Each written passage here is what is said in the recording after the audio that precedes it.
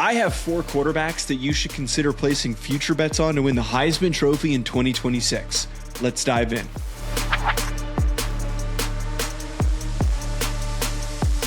In order to effectively predict who could win the Heisman Trophy, I put together a profile based on what past winners of the award were capable of producing in various advanced stats. The 3 stats that I focused on were EPA per dropback, success rate, and yards per dropback. In order for a quarterback to be considered for my discussion here today, I was looking for a quarterback that was at least 30th or higher in EPA per dropback, 12th or higher in yards per dropback, and 27th or higher in success rate. Now, while I understand that a lot of times quarterbacks that have gone on to win the award, we're looking at stats from 2025, they didn't produce as strongly as they did the year prior to winning the award. We're using last year's stats in order to build the case. And the reason why I'm digging into last year's stats is I'm simply looking for guys that have proven they're capable of playing at such a high level that they could win the award. And that also being said, there have been multiple players on this list since 2014 where I pulled these stats from that did have past years in which they were hitting these thresholds, like Baker Mayfield and Caleb Williams. That being said, there were 6 guys that hit all of those numbers. I removed 2 of them, Drew Mestemaker, who transferred from North Texas to Oklahoma State, and Byron Brown, who transferred from South Florida to Auburn, simply for the fact that they are G5 quarterbacks transferring up. First year with a first-year head coach just doesn't seem very likely. Instead, we have 4 quarterbacks who could be brought up in today's discussion.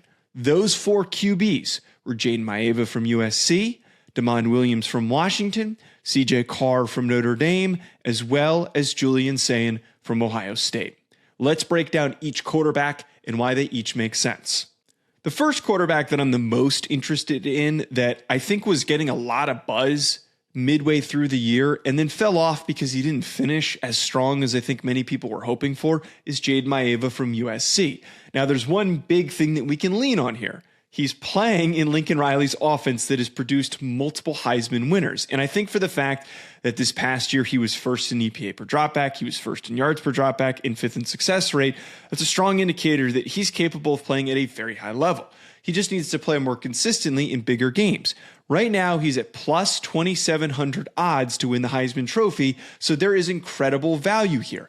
I have brought up previously that I think that USC is one of the most underrated teams to put a futures bet on to win the national championship. I think that they're going to be a college football playoff team this year. I think that they're going to be one of the top teams in the Big Ten. They're going to shock a lot of people. And a big reason for if they do shock a lot of people, it's going to be Maiava. I think generally, as I continue to push this back to Lincoln Riley, the biggest reason to buy in is you have a head coach who is known for producing quarterbacks who win the award.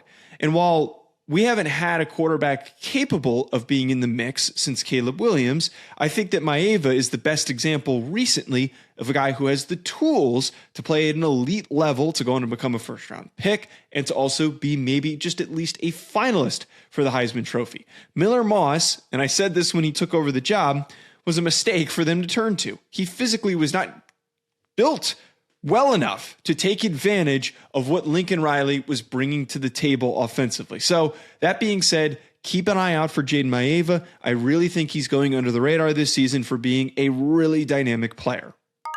Next, and this is one of the easiest ones to turn to, and it fits back to what I brought up with Caleb Williams and Baker Mayfield, especially Baker Mayfield for the fact that he was a finalist before he ended up winning it. Julian Sayin at plus 1,200 odds is absolutely worth putting a ticket in right now. Julian Sayin, having proven before that he can be an incredibly efficient quarterback with the fact that he finished 2nd in EPA per dropback, 3rd in yards per dropback, and 1st in success rate. Julian Sayin also showed that across his schedule against weaker teams in the Big Ten, he's going to completely dominate them. But where he needs to step up and he needs to improve is he needs to play better on the bigger stages. He struggled in the Big Ten championship game. He struggled against Miami in the Cotton Bowl.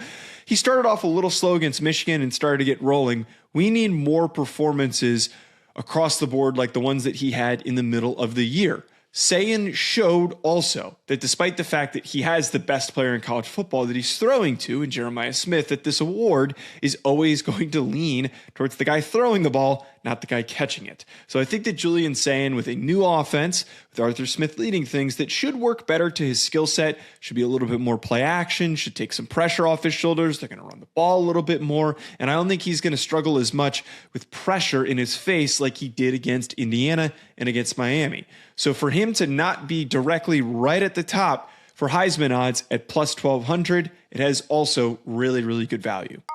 Next, CJ Carr from Notre Dame showed us a lot of great things, and there's a lot of buy-in for him. Right now, he has the best odds to win the Heisman Trophy, which is kind of part of the reason why I'm not as aggressively pushing CJ Carr for this discussion. A lot of times, whoever's leading the odds at the beginning of the year, if it's not a guy who was at least in the discussion a year prior, it doesn't typically work out that way. I think that CJ Carr is probably a couple years away. I don't think he's going to be a 2027 class entrant for the upcoming NFL draft. I also just think that he needs a little bit more time to round out some of his decision making. There's some inconsistency on film. For every great game that he has, he'll have a dud like he did against Boston College where he struggled and he turned the ball over. That being said, though, he finished 12th in EPA per dropback. He was second in yards per dropback and 10th in success rate. I also think that if we look at the fact that he's bringing back an improved weaponry arsenal at wide receiver with Mylan Graham and Quincy Porter, all these new faces that he's going to be able to turn to, this offense should be even better, despite the fact that they lost Jeremiah Love and Jadarian Price to the NFL draft, who both went in the first round. And if not, more importantly, if Notre Dame wants to win a national championship, CJ Carr is going to have to step up. The reason why I think that it's totally viable, plus the fact that the efficiency stats fit my argument, it's totally viable to include CJ Carr because if Notre Dame plays as good as everybody expects and they get back to a national championship, or at the very least they finish top 4, then we are going to see CJ Carr absolutely in the Heisman conversation at the bare minimum. So CJ Carr, even though the value is not as good because he's at the top of the list, is still worth considering. And lastly, Damon Williams from Washington has been one of the most interesting quarterbacks to pay attention to if you have not at all watched the Huskies play, because he is compact, he is small, but he's got a surprisingly strong arm for a guy who's sub 6 foot and he's like 180 pounds. He's incredibly elusive. He's got a lot of Kyler Murray to his game, another former Heisman Trophy winner. I also think that playing in Jed Fish's offense plays very well to him putting up some very exciting numbers. Washington, to me, is a little bit of a tough team to predict what they're going to do this year because they lost some guys to the NFL, but they're also bringing back quite a bit of experience. I think that Damon Williams has the tools to be one of these guys that knocks off a big team on their upcoming schedule and shocks everybody. And that's where the narrative starts to build. When a Heisman Trophy winner wins the award, it's because there's usually some catalyst point in the middle of the year where things start to build and they start to build, and then eventually they end up winning it. In terms of what he did last season, he was 13th in EPA per dropback, 11th in yards per dropback, and 4th in success rate. Right now, his odds are the most intriguing at plus 5,500. I think that Damon Williams is just a really fun player to keep track of. And if you're like me and you just want to throw a few dollars down, $10 down on all these, Williams is one of those guys that you can have a reason to be invested in. And when you're watching college football on a Saturday, go, all right, I'm going to watch this Washington game. And then he gets me more locked into seeing who Damon Williams is as a player. He's just that fun. That being said, though, these are the 4 candidates that I think were very interesting to pay close attention to. If you like this video, make sure you hit the like button and subscribe so you don't miss out on future content. We'll catch you later.